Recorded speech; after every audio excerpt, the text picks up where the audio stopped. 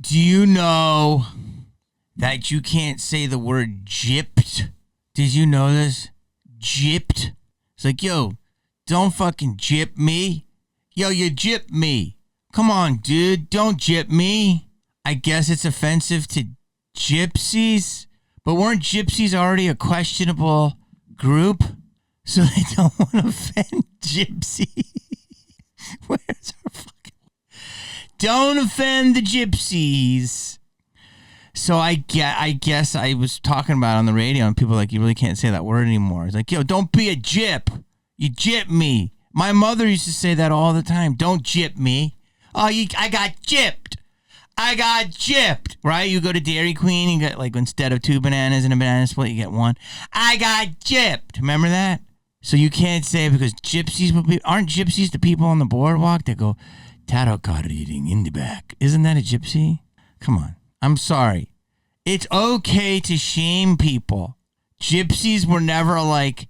It's like, you know, what do you call 50 lawyers at the bottom of the ocean? A good start. I mean, that's a dark joke, but that's what you heard. I heard that joke when I was like fucking 5. But yeah, it's like basically saying lawyers are fucking dirty animals, right? So not all lawyers are bad, not all gypsies are bad, but so we're not allowed to. It's like literally like gypsies, thieves, beggars, all of these different things that are in songs. They were never aligned with like the charitable organizations or the organizations that built up the village. They were the gypsies. And I understand a gypsy lifestyle a little bit if you go to... There's nothing wrong with being a gypsy if you float from circus to circus or, you know, music festival to music. And I know people that go to music festivals, they take ayahuasca. They're kind of gypsy-like, or they're searching for Bigfoot. They're gypsy-like, or, you know, they... float here and they live in their camper and they go here and then they spend a week in that beach and then another week in the mountains, and they're gypsies. There's nothing wrong with that. But they're not like bloodline a gypsy, whatever that is. I don't even know what a gypsy is as a group of people. It's just like a term, just like grifters. You know what I mean? People that are like, we'll do a little con on you. So if we're scared to like make fun of con art, like I don't know if you never had a group of like, there's the Johnsons over there on the corner house. Yeah, it's the Johnsons. They're gypsies. What? Yeah, they're gypsies. They're from the gypsy tribe. There's no gypsy tribe, right? There's just gypsy. It was like a term, like that fucking chick's a gypsy, dude. She's here. She's there. She's going all around the parties. She's in a boat. I don't know. I just thought that was just beyond hilarious, jumping the shark. You know what the term means as a society, that we cannot say, I got gypped. I got gypped. I will never not say I got gypped. I'm not even thinking of a gypsy. It's just a gyp. I got gypped. Like, yeah, I got screwed. You know where that came from? People screwing you. You know who did it? Gypsies. That's where it came from. See, stereotypes exist for a reason. It's okay that they're there. You have to admit they exist and they change.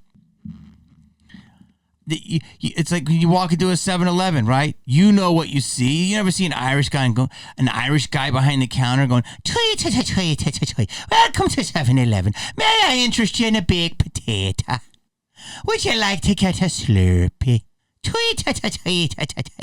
No, it's a game. Eat it. What? And it's okay. He's there. Not all 7-Eleven employees are that, but a lot are. And that's okay. You never see a Hindu porn star. I'm going to, whose position? I'm going to, no, it's usually a dude from the valley. So that's the thing, is that some people would say right now, me doing that, telling you that, is racist. That's not racist. That's, first of all, it's humorous, but also it's observist. I'm just observing. Like, I walk into 7-Eleven, it's a lot of Indian people. There's nothing wrong with that. But to act like that's not a thing is mental illness. You know what I'm saying? It's the same people that want to get rid of the word cervix. What? Cervix was something that is used when creating a baby, but it's offensive to a certain group of people, so they want to call it a front hole. What? What?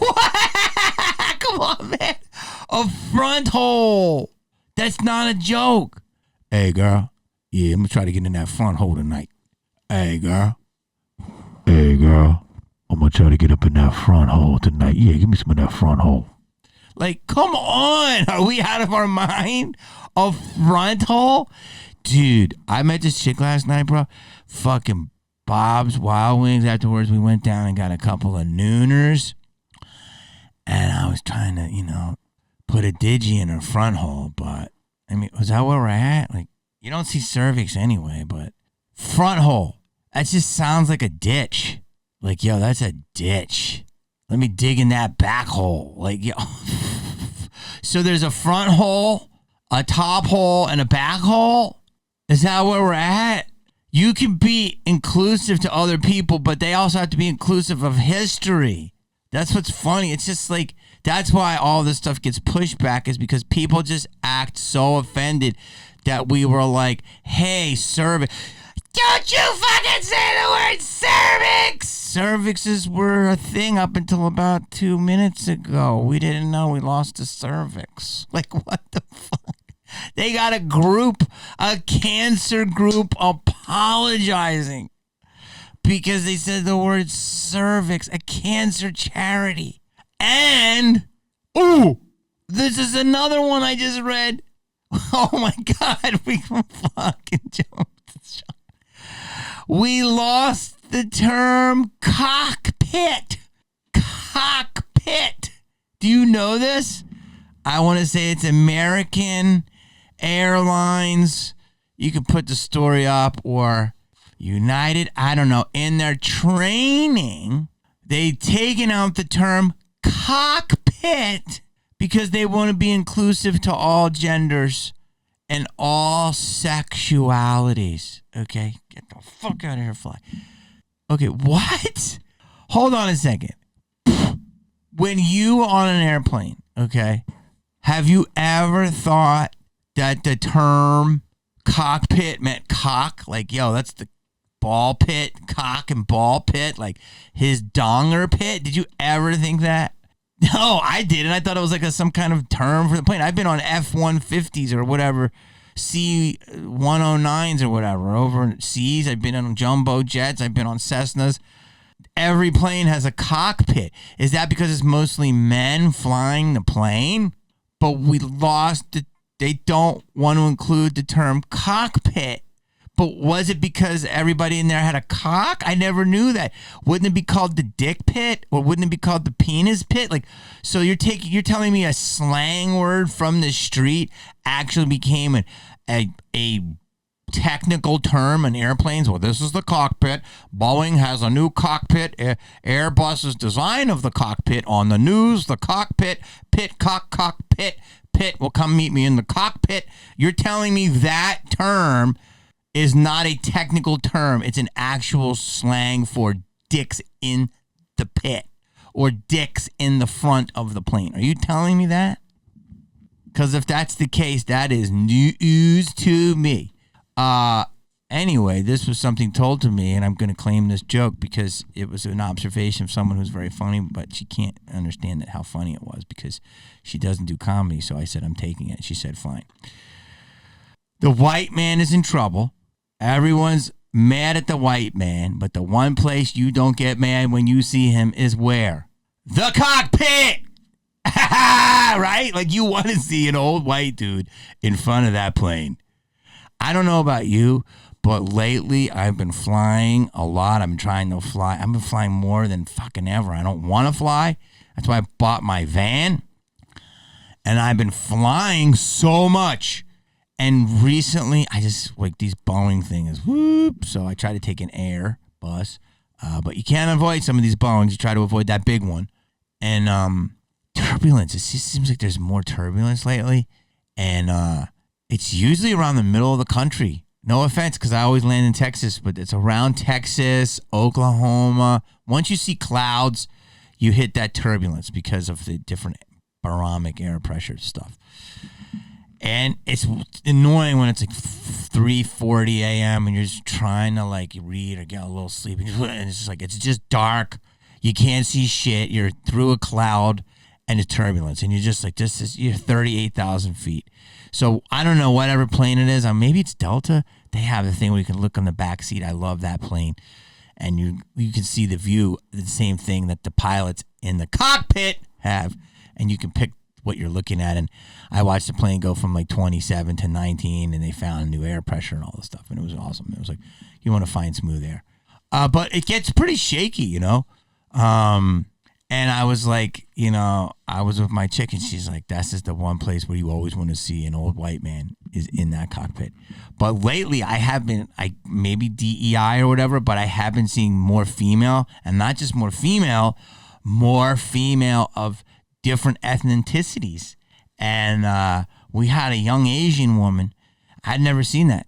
She was pretty young, and we were flying and somewhere over Nebraska. This was a couple months ago.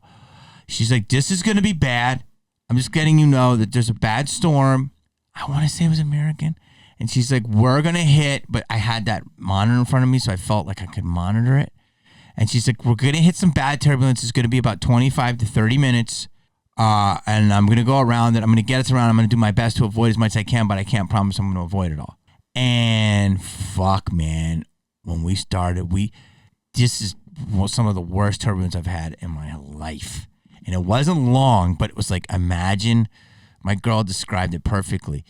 It's like, imagine a kid takes a toy airplane and goes, like, it's not supposed to move. A plane's not supposed to go, or like, it's okay to go, but we were like,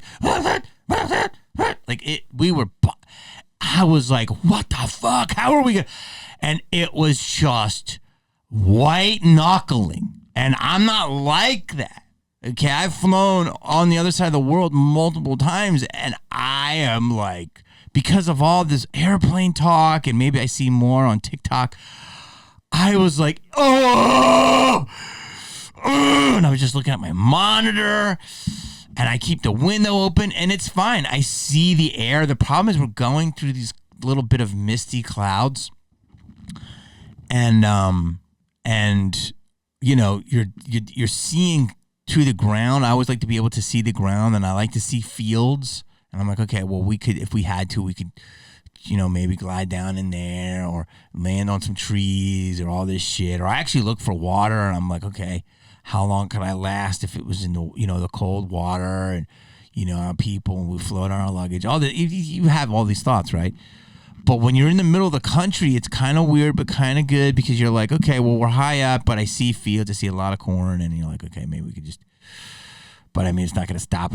But you start thinking about all this stuff because, you know, you see engines on fire, wings flipping up, doors being pulled open, all this shit, which might be happening all the time, but because we can see everything at any moment now, we just see it. So maybe this has always been happening.